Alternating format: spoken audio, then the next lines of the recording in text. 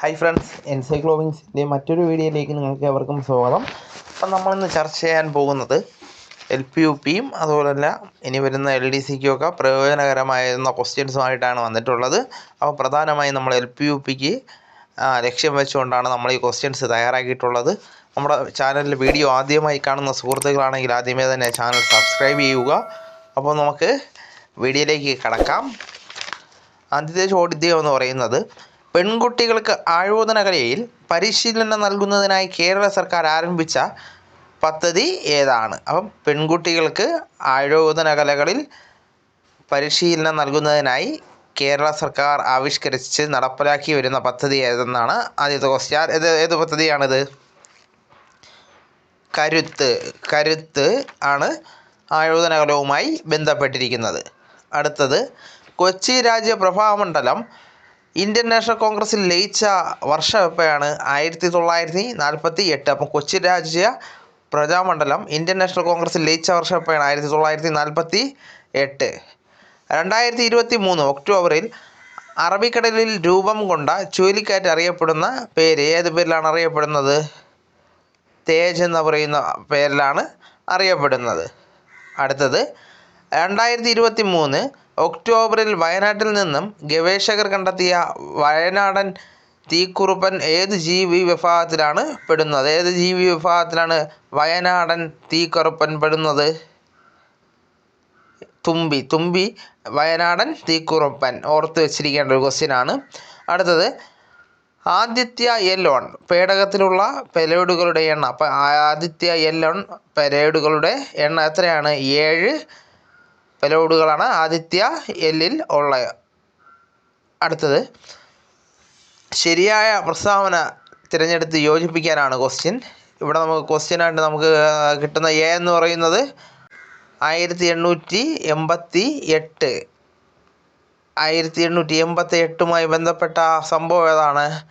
George യൂളുമായി ബന്ധപ്പെട്ടതാണ്. George Yule INCയുടെ പ്രസിഡൻ്റായ വർഷമാണ്.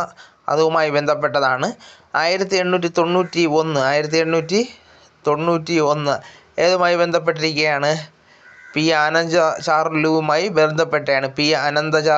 ബന്ധപ്പെട്ട സംഭവമാണ്. 1887 ഏതുമായി ബന്ധപ്പെട്ടതാണ്? ബദറുദ്ദീൻ തിയാബ്ജിയുമായി ബന്ധപ്പെട്ട പ്രസ്താവനയാണ് 1887. അപ്പോൾ 1917 ആണെങ്കിൽ ഏതാണ്? ആനി ബെസന്റ് INCയുടെ പ്രസിഡൻ്റ് ആവുന്ന 1917.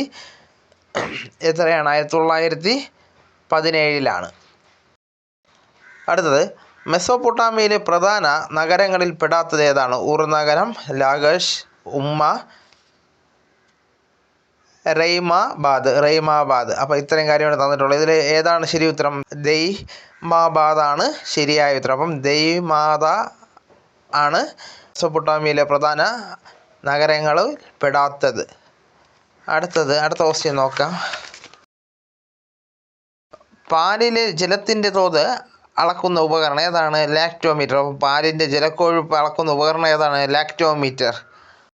ആമാശയത്തിലെ ഏത് കോശങ്ങളാണ് ആമാശയരസത്തിലെ പ്രധാന ഘടകമായി HCl നിർമ്മിക്കുന്നത്? ഏത് കോശമാണ്? ഓക്സിൻറ്റിക് കോശങ്ങളാണ് ശരിയായ ഉത്തരം.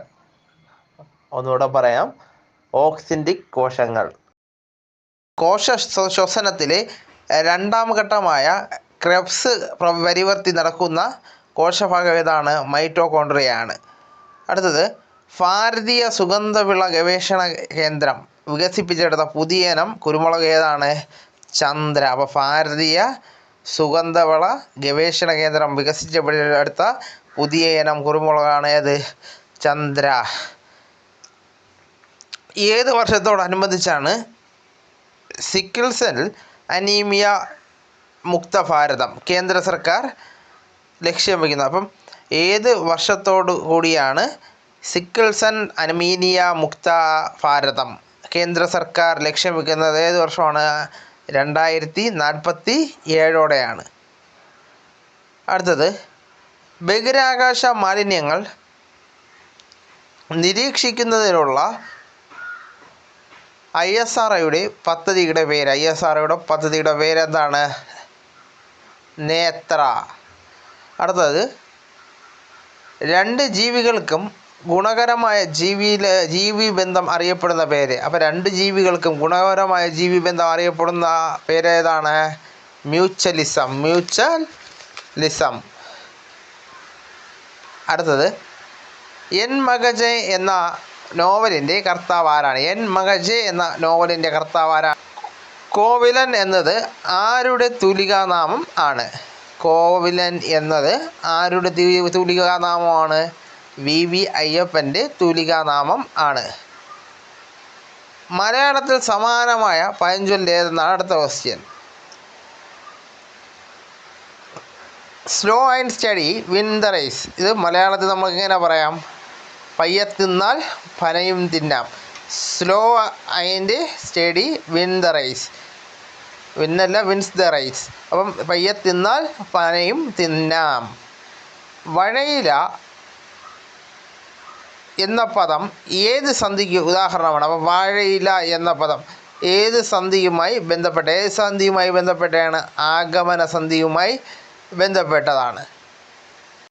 ആര്യ ദ്രാവിഡ വാഗ്ജാത കേരളീയ യുക്തി കന്യക എന്ന ശ്ലോകം ആരുടേതാണ്? കോവുണ്ണി നെടുങ്ങാടിയുടേതാണ്. ആര്യ ദ്രാവിഡ വാഗ്ജാത കേരള യുക്തി കന്യക എന്ന ശ്ലോകം ആരുടേതാണ്? കോവുണ്ണി നെടുങ്ങാടിയുടെ ആണ്. അടുത്തത്, മൂലദ്രാവിഡത്തിൽ നിന്നും ആദ്യമേ വേർതിരിഞ്ഞ് വികസിപ്പിച്ച ഭാഷ. മൂലദ്രാവിഡത്തിൽ നിന്നും ആദ്യമേ വേർതിരിഞ്ഞ് വികസിച്ച ഭാഷ ഏതാണ്? തുളു. അപ്പം ദ്രാവിഡ ഭാഷയുടെ അടിസ്ഥാന തത്വങ്ങളിൽ നിന്നെന്നാണ് ഉദ്ദേശിക്കുന്നത്. അപ്പം ആദ്യമേ വേർതിരിഞ്ഞ് വന്ന ഭാഷ ഏതാണ്? തുളുവാണ്. അപ്പോൾ ഇന്ന് ഇത്രയും വീഡിയോസാണ് ഇന്ന് നമ്മൾ ചാനലിൽ ഉൾപ്പെടുത്തിയിട്ടുള്ളത്. അപ്പോൾ നമുക്ക് തുടർന്ന് വിജ്ഞാനപരമായ മറ്റ് വിവരങ്ങളോ ആനുകാലിക വിവരങ്ങളുമായി വീണ്ടും കാണും വരെ ഗുഡ് ബൈ.